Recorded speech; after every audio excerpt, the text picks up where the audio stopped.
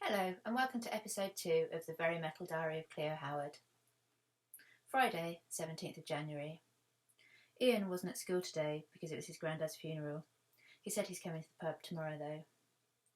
Karina Norman was wearing a new denim skirt from Miss Southridge which does up at the front and is A-line, according to Mrs. Savage.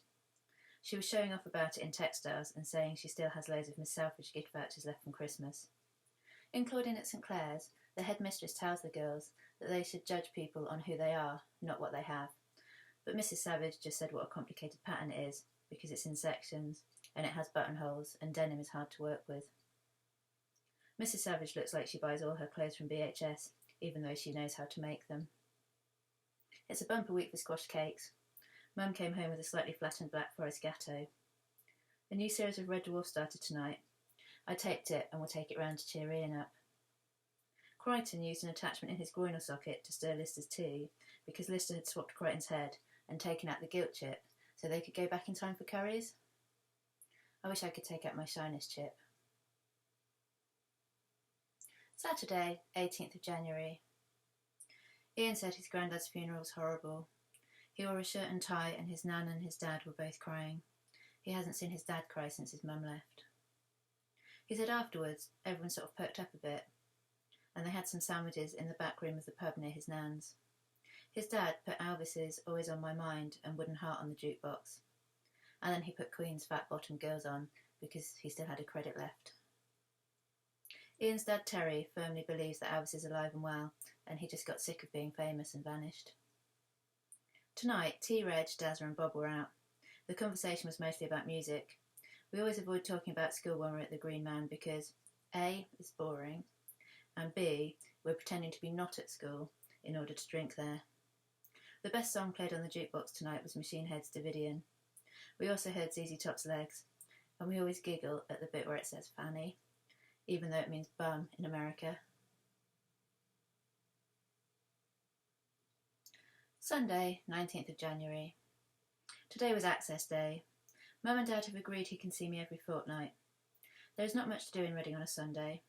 Some of the shops are open, but since Dad moved out, both him and Mum have less money. We went to McDonald's and ate chicken nuggets. I'm mostly vegetarian, but I don't really like anything in McDonald's except chicken nuggets, and I didn't want to be awkward. I wanted to tell him I was sorry about him and Mum, and I wanted to tell him that I love him, but I didn't. The tables are really close together in McDonald's. I could hear chewing from the next table. The toy in the Happy Meal this week was a Hercules figure. Hercules did 12 really, really hard tasks. It seemed a shame to immortalise him in cheap plastic and get ketchup all over him. I finished reading The Hitchhiker's Guide to the Galaxy. If the meaning of my life is 42, then I hope that's the age I finally get to snog T-Reg, or the age that Mum finally stops telling me what to wear. Monday, 20th of January. It was so hard to get out of bed today. I wanted to stay in my cosy sleep fob. If it wasn't for Mum shouting at the stairs, or for Slayer's South of Heaven, I'd never have got upright. Some twats at school today were going on about how great ecstasy is, and how Brian Harvey shouldn't have got kicked out of E17 for taking it. Frankly, I don't care how E17 ends, so long as they do. Meanwhile, I've got bigger stuff to think about. Should I dye my hair blonde? The great cat looks amazing. Ian said she gives him a stiffy of epic proportions. He thinks she would give the best hand jobs in the world because of her guitar virtuosity. I said maybe she'll tug him off and record his grunting noises and squeals of pleasure as a track on her next album. Lex and Mopey Dick spoke to me and Jenny today. They're in the sixth form and are goths. Jenny fancies Lex even more than she fancies Dazza. Mopey needed to borrow some eyeliner. He said he felt naked without it. He talks really slowly, like just being alive is an effort. He sounds a bit like a record played at the wrong speed. His proper name is Richard Rippingdale, and he tried to get everyone to call him Ripper, which is a very good goth name, but instead everyone calls him Mopey Dick, which does suit him well. We did long division in maths today. I did really, really long division, because it seems to take me longer than everyone else. Tuesday, 21st of January. I started my 5th ever period today. I know last year I was moaning, dear diary, that I wanted them to start. but now they have, I've got a new set of problems. I only wanted them to start as a sign that I'm normal and because I thought my boobs would grow when my period started. Annoying things about periods. 1. Have to remember to take an ST with you everywhere. 2. Stomach ache and other aches. 3. Can get pregnant. 4. Mum claims I get moody, which I don't, and it really annoys me when she claims I'm grumpy because of the time of the month. Wednesday, 22nd of January. I went round to Ian's after school. Mum is at work until 8. Ian's dad Terry made us cheese toasties. Then we sat in Ian's room and listened to Bolt Thrower's In Battle There Is No Law album. I wish I was Joe Bench. I really need to learn how to play bass guitar. Bass guitar plan. 1. Get bass guitar. 2. Borrow a book on how to play bass guitar from the library. 3. Practice loads, except Saturdays. Pub time is sacred, but maths homework time can be better spent learning to play bass. 4. World tour with my band, supporting Alice Cooper or Megadeth. 5. Rehab. 6. Marry Pete Steele after a chance meeting somewhere really exotic. I won't forget Mum when I'm famous. I'll send her postcards and she'll admit she was wrong to say I couldn't wear my Slayer t-shirt to school. I'll buy her cakes which aren't squashed. I'll invite Dad to come and see me play. Thursday, 23rd of January. I nearly got caught smoking behind the maths block today. Why is everything to do with maths so much trouble? I went round Jenny's after school. I did my homework because Jenny always has to sit at the kitchen table and do her homework before we're allowed to go up to her room. When we were finally allowed upstairs, we looked through the Attitude clothing catalogue and we picked the outfits we'd wear if we were double dating T-Reg and Lex.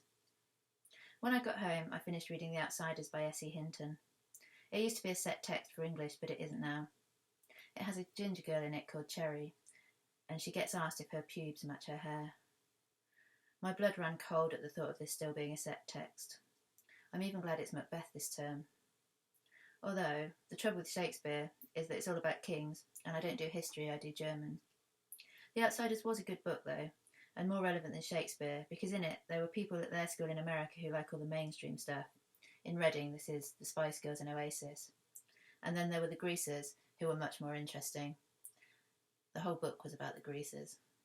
In Reading, the Greasers are the metalheads, the goths and the punks. Friday, 24th of January. We had to set fire to a peanut in biology today. It was to show how much energy is in a peanut. I can tell you how much energy is in a peanut just by looking at it. Not very much, it's tiny. Red Dwarf was brilliant tonight. I taped it so I can take the tape round to Ian's tomorrow. Ace Rimmer is back, what a guy. Also, they drank cocktails out of pineapples. I hope I get to drink a drink out of a pineapple one day, or a coconut. Ace Rimmer is dying, so he has to train Arnold Rimmer to be Ace Rimmer.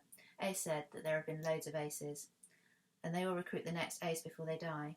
They start off as caterpillars, and they turn into butterflies. Saturday, 25th of January. Me and Ian watched last night's Red Dwarf twice today. Then we called for Jenny, and we all went uptown. Jenny bought Echo and the Bunnymen's Ocean Rain album because Lex mentioned them on Friday, and she doesn't have any of their stuff.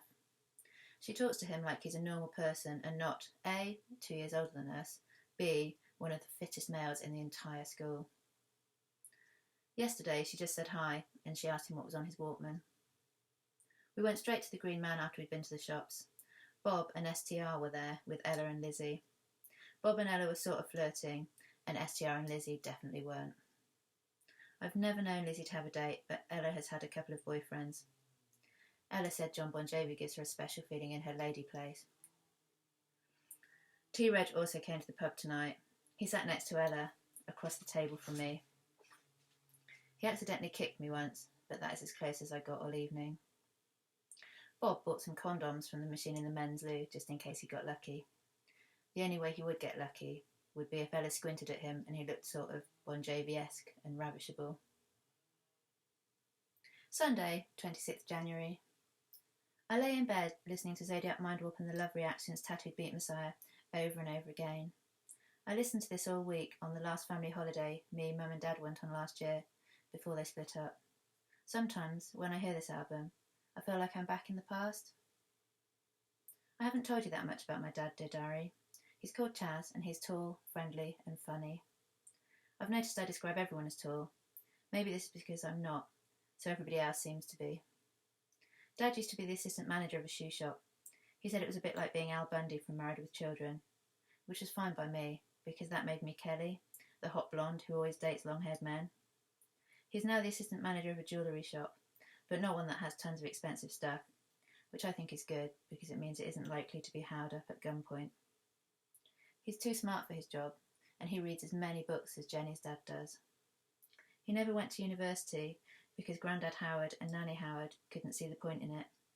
He got married instead, and look how that turned out, dear diary. I don't know if I'll go to university. Dad thinks I should, and Mum doesn't mind. I should probably have done my maths homework if I want to go to university, but I didn't understand it. I do my homework about 75% of the time. Jenny always does hers because her mum asks her every single day if she's got any, and it doesn't take her that long anyway because she's smart. Monday, 27th of January. Mrs. Butler brought a pile of magazines round for Mum. They're mostly full of nonsense about diets on one page and then fattening recipes on the next page. And then they have a feature on something lame, like stenciling an old chest of drawers. But I like reading the problem pages, just in case anyone else is a flat-chested sex goddess in waiting and doesn't know what to do to speed this up. I read a few of them, but I've just made myself more worried. Because when you actually start having sex, you get a bunch of other stuff to worry about, like diseases and pregnancy and should you get married, and what if he's a pervert? Tuesday, 28th of January. We made Victoria sponge in home ec. Mine turned out great, but I've been able to cook this since I was about 9. Most people managed a half-decent cake, except Donna Harlow, who forgot to put her eggs in. After school, Ian and I went to the chip shop, then came back to my house. He stayed until 10 minutes before Mum got in from work. Mum asked me if I'd like my chest of drawers stencilled to brighten up my room a bit. Unless you can do a skull or the Megadeth logo, then the answer is no. Mum thinks all boys are a bad influence, so I orchestrate it so that she never meets any of my male friends. Ian always leaves before she gets in from work on a Tuesday. He often walks me home from his house on a Wednesday, but we say goodbye at the lamppost by the massive hedge. Mum thinks that all relationships are doomed, like her and Dad's, and that you shouldn't have boyfriends until you're 18, and that you shouldn't have sex until you're married, and even then, it shouldn't be any fun at all. Wednesday, 29th January. Mrs. Butler and Mum were talking today in our kitchen about some new people who've just moved into our road. They're called Jean and Josie, and Mrs. Butler said they have an alternative lifestyle. I asked what sort, hoping that they were metal or goth, but Mum said they were like Auntie Elsie. I said, what, Welsh? But Mum went red and said that they weren't Welsh. They were both ladies, and they got on very, very well. She probably meant they were lesbians, but she gave me her look, which means, do not ask any more questions about this right now. When Mrs. Butler went, I asked if I could have some Viennetta. Mum said it was for Sunday. I said I was hungry now. I pretended to read the packet and said it didn't say it was only suitable for weekend eating, and that we didn't need to stick slavishly to convention now that we've got lesbians up the road. Mum said I could have some Viennetta if I shut up and let her have a bit of peace and quiet. I said I was too polite to talk with my mouth full of Viennetta, so it was a deal. I asked Mum if she wanted me to cut her a slice, and she said, oh, go on then. I don't know anyone who doesn't like Viennetta. I'd eat it every day if I could. Thursday, 30th of January. This morning, the Reading Chronicle front page headline didn't read, Woman eats Viennetta midweek, neighbours shocked. I listened to NoFX's Liza and Louise and wondered about being a lesbian. Friday, 31st January. I love Fridays. It's Red Dwarf, and Mum usually brings us something nice home when she goes shopping. I have to go straight home from school unless I have a good excuse, and I have to help put the shopping away. Then I think about what to wear to the pub tomorrow night. Kachansky is back in Red Dwarf tonight, and Crichton is jealous of her. Mum bought me a fuse. These and Spira and Bounty are my favourite chocolate at the moment.